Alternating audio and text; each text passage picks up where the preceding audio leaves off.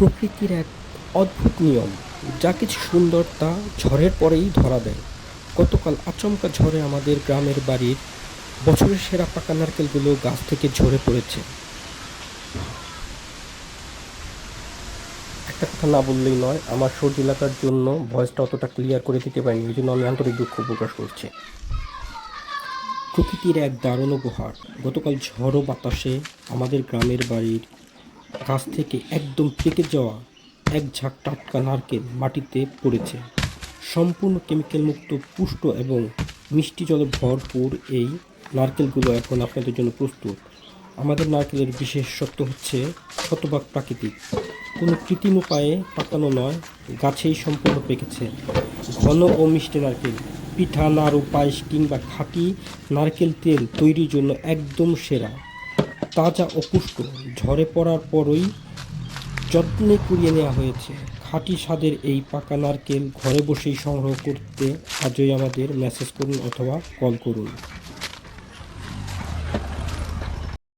সবথেকে ভালো হয় এই নারকেলগুলো পাওয়ার জন্য আপনারা কমেন্ট বক্সে কমেন্ট করতে পারেন। ইউটিউবের কমেন্ট বক্স কিংবা ফেসবুক পেজের কমেন্ট বক্সে আপনারা কমেন্ট করে আমাকে জানাতে পারেন।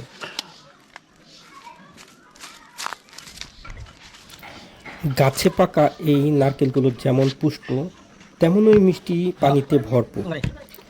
বাজারে কৃত্রিমভাবে পাকানো বা অনেক দিনের বাসি নারকেলের ভিড়ে এগুলো সরাসরি প্রকৃতি থেকে পাওয়া একদম তাজা ও খাঁটি।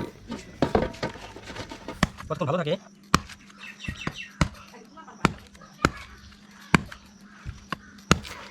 এই নারকেলগুলো অনেক মিষ্টি হয়।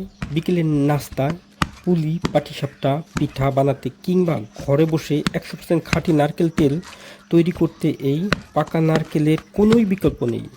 ভেজালের এই যুগে আপনার পরিবারের জন্য বেছে নিন প্রাকৃতিক এই খাঁটি উপহার, আমাদের গাছ পাকা এই নারকেলগুলো।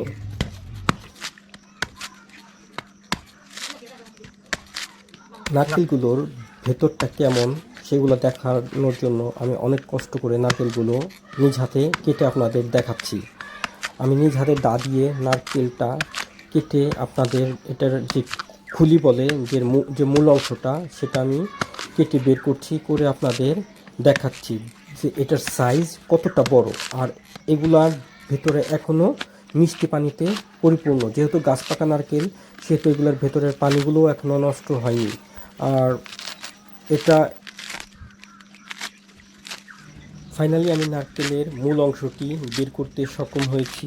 জাস্ট আপনারা একবার দেখুন এই যে নারকেলের মূল অংশটি, এটা সাইজে কতটা বড়।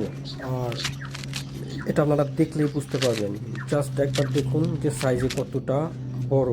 আর এটা সম্পূর্ণ গাছ পাকা নারকেল, সম্পূর্ণ গাছ পাকা। আসসালামু আলাইকুম, সবাইকে ধন্যবাদ।